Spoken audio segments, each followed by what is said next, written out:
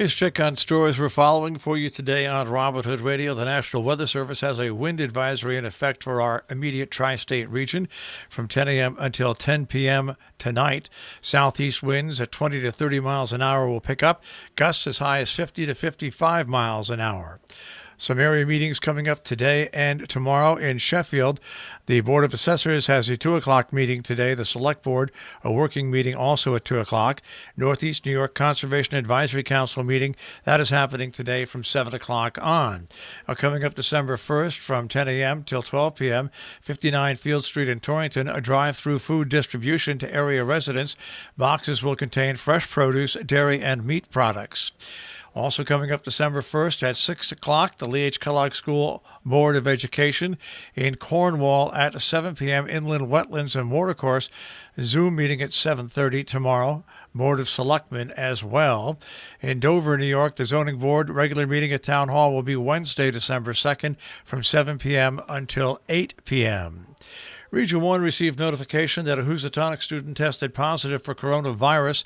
The affected individual was last in the school building during the week of November 16th and has been in quarantine isolation since that time.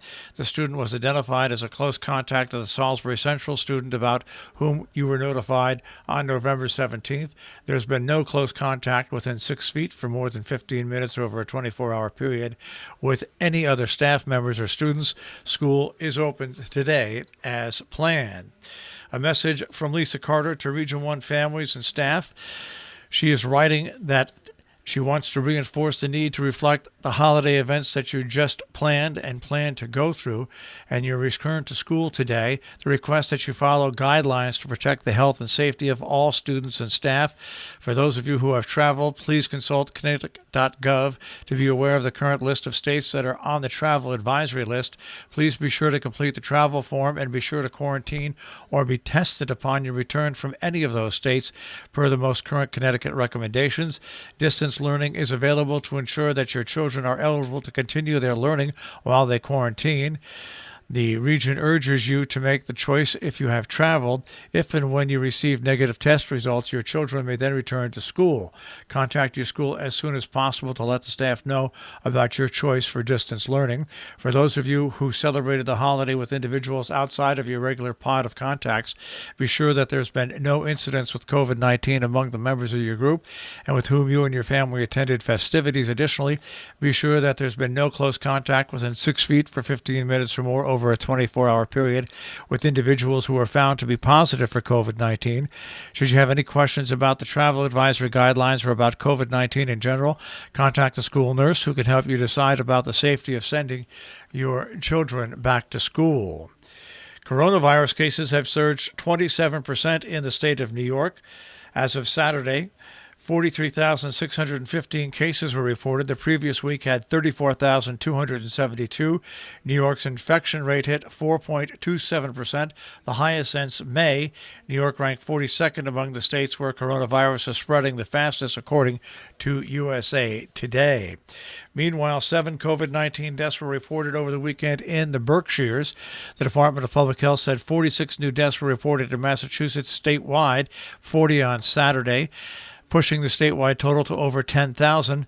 Deaths, including those listed as probably caused by COVID-19, 10,722. According to Johns Hopkins University. Lenox is now listed at the state's COVID-19 red zone due to cases at Kimball Farms Nursing Care Center. With a record 27 active coronavirus cases, Lenox is now the only Berkshire County community in the statewide high-risk red zone, according to the Massachusetts Department of Health weekly report released Friday night based on data that was collected through Wednesday. Census delays could hinder New York redistricting. Potential U.S. Census Bureau delays may hinder New York's redistricting process as the state's Independent Redistricting Commission embarks on a multi-year process to redraw all state Senate and Assembly and U.S. congressional lines free of political influence.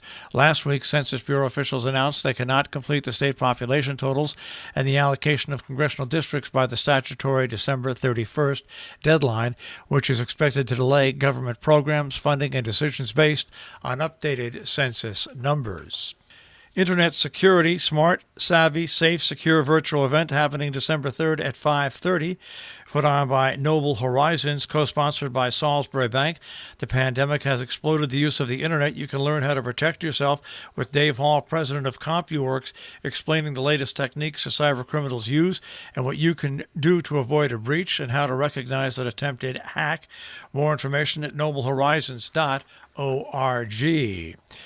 Berkshire Botanical Garden will present their 30th annual Holiday Marketplace online Friday and Saturday, December 4th and 5th, with Holiday Marketplace online featuring a legendary gallery of wreaths. For more information and to view the gallery of wreaths, shop and schedule a pickup, visit berkshirebotanical.org/events/holiday-marketplace. Salisbury Winter Sports Association is hosting the annual SWASA Ski Swap and Sale on Saturday, December 5th at the Lakeville Host Company. The schedule as it stands right now, as everything with these days, is subject to change according to the state. Masks, temperature checks, and social distancing will be required for all attendees and volunteers. You can bring equipment in to be sold Friday only from 4 till 7 p.m. No equipment will be accepted on Saturday. The sale on Saturday will run from 8 a.m. to noon. From noon to 1 o'clock, residents can then pick up their money or unsold equipment. Any remaining equipment after noon on Saturday will become the property of the Salisbury Winter Sports Association. Proceeds from the sale will benefit several SWASA youth ski programs. Check SWASA's website, jumpfest.org, for more details and information. The Falls Village Recreation Commission drive-in tree lighting celebration will be held December 5th at 5 p.m. Falls Village Town Center. It is a drive-through event only. The event will be conducted as a drive-through event. During that event, visitors must remain in the vehicles. Santa will be making an appearance. For more information, contact the Recreation Director, Emily Peterson, recreation@canaanfallsvillage.org. Our business brief is underwritten by Morgans at the Interlaken, interlakenin.com. You'll also find them on Facebook, and by Salisbury Bank, salisburybank.com. The Dow starts off this week at 29,910.37, the NASDAQ at 12,205.85, and the S&P 500 at 3638.35. We'll take a look at the tri-state forecast. That'll come your way in just a few moments.